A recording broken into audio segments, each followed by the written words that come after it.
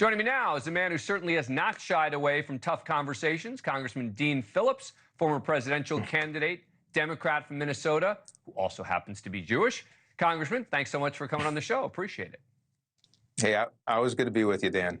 All right, so what do you make of this? Do you think the fact that Josh Shapiro is Jewish may prevent him from being selected as the vice presidential candidate? Well, hey, it's a provocative conversation. First of all, I want to say I think most of us realize John King was just reporting the truth. You know, anybody Jewish knows that, there's some people that are anti-Semites. They're on the left, they're on the right. We all know there's never been a Jewish vice president or president.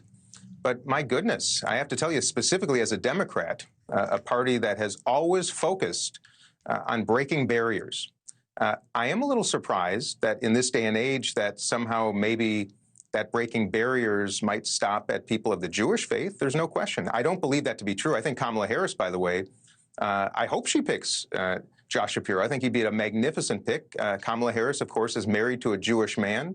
I think there are a lot of people watching right now who may not know it, but they probably have Jewish heritage. The fact of the matter is, we're Americans, and Judaism is a faith. It's a religion. It's not an ethnicity or a nationality. It's almost strange and disconcerting that we're even having the conversation.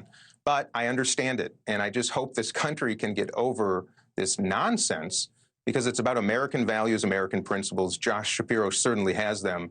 But I'm glad you are having this discussion tonight because it is one that has been silent for too long, and I think it's time to actually expose it and get over it. And do you agree with me, though, that John King on CNN could not have said what he said if he inserted the word Muslim for Jewish?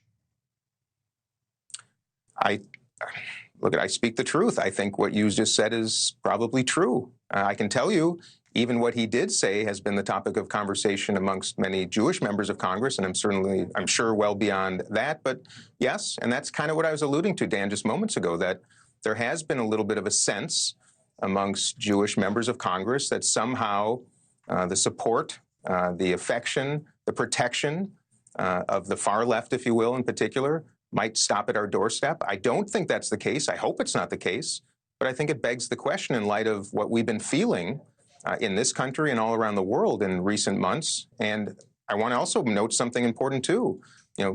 Israel and being Jewish are two separate things. Yep. Most of us have great affection for the state of Israel for obvious reasons. There's one Jewish majority nation in the entire world that will take us in if, God forbid, there's another pogrom or Holocaust. But they are not the same thing, and there is space in place. And I want to support those who are frustrated by this truth, too, Dan. There is space in place, and if there isn't, we got to make it to have tough conversations about Benjamin Netanyahu, about Israeli policy, without conflating that with Judaism. We're just an Abrahamic faith that thinks and believes the same thing as most everybody watching right now. Decency, don't steal from your neighbor, help the oppressed, right? That's not rocket science. It's actually just human science. And I think we should be having this discussion. I'm glad you're doing it now.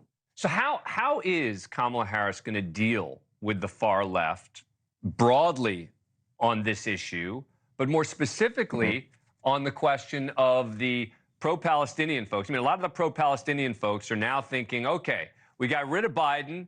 They viewed him as too pro-Israel. Now they're hoping to pull Kamala Harris over to their side. If they do that, she's potentially going to lose support in the general election. How do you expect she's going to address this? Well, first of all, I believe Kamala Harris is more common sense, reasonable, and ultimately moderate than most people believe. She is a prosecutor by trade in California, of course. And as it relates to this, there's kind of an underreported blessing that she does not have to pander to the far left in a primary. And anybody watching probably knows that, politics is a game of pragmatism. You have to talk to the people who will ultimately be going to the voting booth. And in a primary, it's only 1 in 10 Americans, and it tends to be the far left or far right. I think she will be authentic. I think she will certainly try to invite independents, moderate Republicans. And I don't think we will be seeing a Kamala Harris that will be pandering to the far left in any way, shape, or form. I think she wants to win the presidency, and the way to win the presidency is to expand your base of support. Donald Trump does not believe in that strategy. So I think we're going to see a Kamala Harris that might surprise people, and that actually excites me. Thank you for watching. Go to newsnationnow.com to find NewsNation on your cable provider.